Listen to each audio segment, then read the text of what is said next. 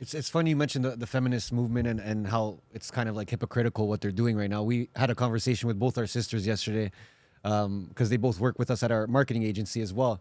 And we're just like, you need to be upset about this. Yeah. I said, I'm upset and he's upset. I said, but you guys need to be upset about this because there's so much we can fight about it, right? And again, what's a man going to say to a feminist, right? But if women start standing up and saying something, now that could be something, right? What are your thoughts on that? I think they are, but I think what's happening right now, so there's three different camps. Yeah. There's a camps that the feminists, to them, the idea was, you know what, that is right. You and I are equal. I am just as good as you. I should get paid just as much as you do. I should do this, and I should do that, and I should do this. And the idea seems a noble idea. And then all of a sudden you look at it and you're like, yeah, this is kind of not working, that camp. And I meant to get out the vault at Diplomat 8 months ago. And I gave a questionnaire to everybody that night, and I said, the next day I want you to come and share with us the biggest breakthrough you had. One of these girls, she's a Persian girl, late 30s, very attractive. She's kind of raising her hand like this, her sister sitting next to her, but I haven't seen her yet, but I know she's going like this. She's not going like this. There's a big difference, right? Yeah. Like you're hoping, don't call mommy, right? So eventually, after 10 questions, she goes like this. Now she really wants to say it. So I call on her. I said, what's the breakthrough you had? She said, my biggest breakthrough is I've been competing with men for the last 30 years, and I've been beating them. I make a lot of money. I do very well for myself. All my people make money. I'm beating my cousins. I'm beating all these guys. But I'm 39 years old, and all I thought about last night, all night, is I want a husband. I no longer want to compete with men. Wow. I want to marry one, and I want to have a family. This is the beautiful part about you and I have had many bad ideas before.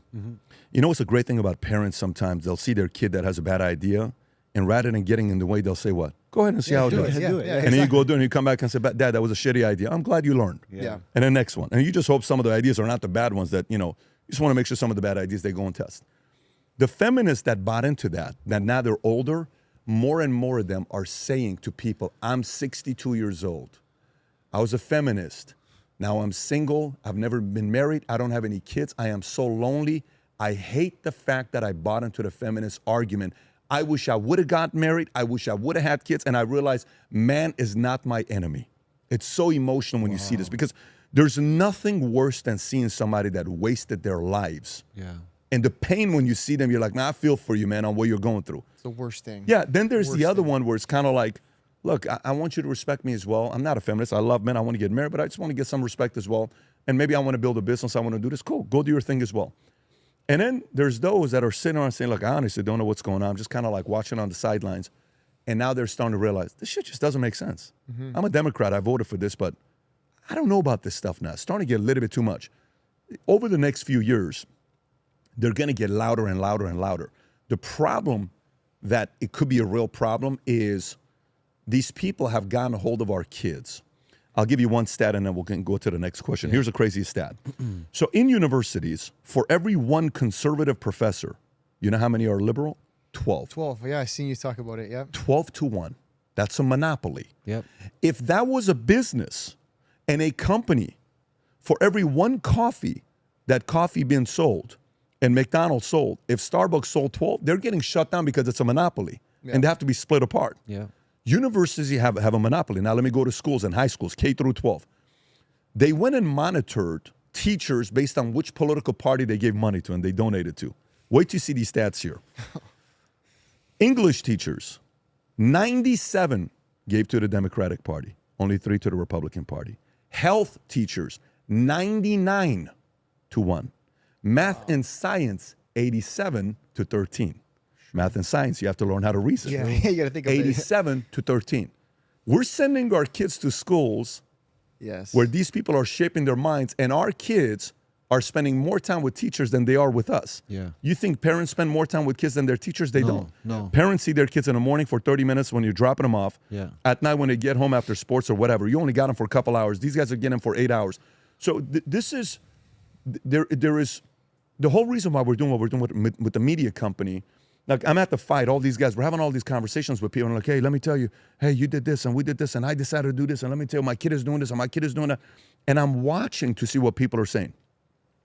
Nothing excites me more when I see a guy that says, I've been following Vitamin since I was 16 years old. I'm now 24 years old. I made $600,000 last year. Let me tell you, my dad this, those excite me because that means long term, there's a community of us that people are watching, and we are more important than you think. Yeah. You think it's just about sponsorship and all this other stuff, but they're more sitting there saying, man, I just like these guys, and they think that way. Why don't I think this way? And in a year, 5, 10, 20 years, the only way we can fight against what's going on in our educational system is to have a different venue of getting to them, and this is one of the formats.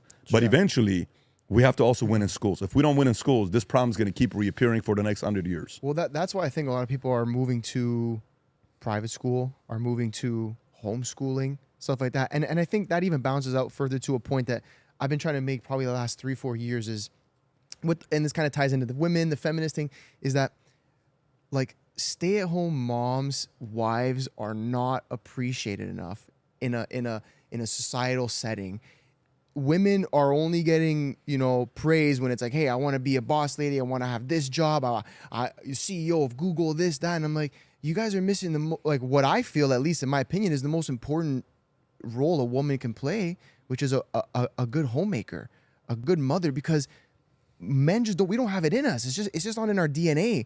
And that's how you shape a family. That's how you shape the children coming up. So I even think from a man's perspective is that we need to what we can do at least is start respecting, the stay-at-home moms, or start respecting the women that want that at least. I'm not saying that every woman should have to do that, but we got to start showing love to them because they're the ones that are going to shape everything. They're the ones raising and birthing these children, and there's not enough respect for them. Well, I think there's an attack also on like the traditional family structure.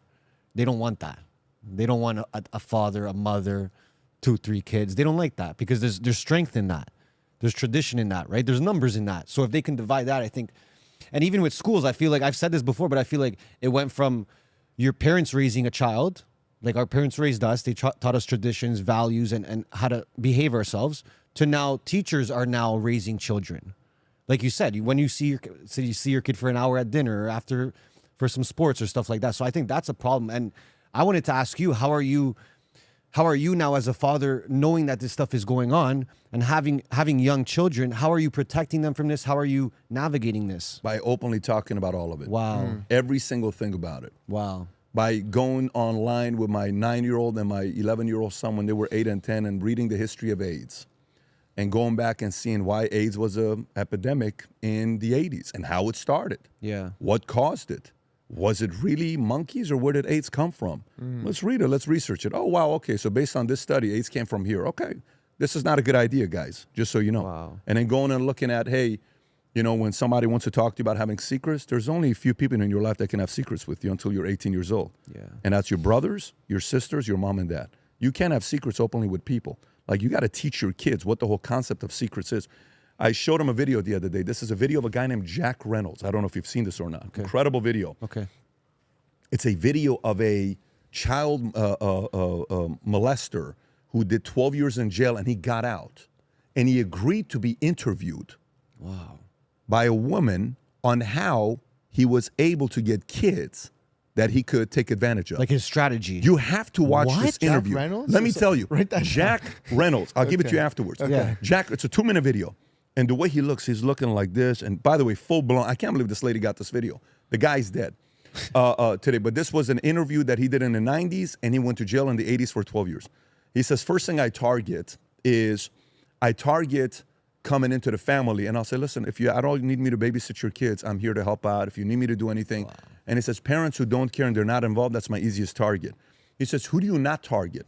He says, if there's a very strong father figure in the family and he's very involved, I don't target them. He says, what else do you not target? If the family's got a strong sense of spiritual and they go to church or God, I don't target them because I have to be careful with them.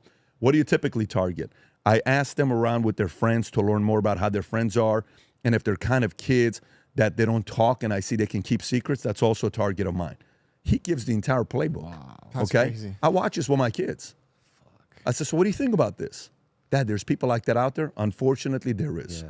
And you have to stay strong and you have to have each other's back and you can't fall for it. Yeah. If somebody wants to offer you a gift or candy or ice cream or a video game or money or any of this stuff, don't worry about that stuff.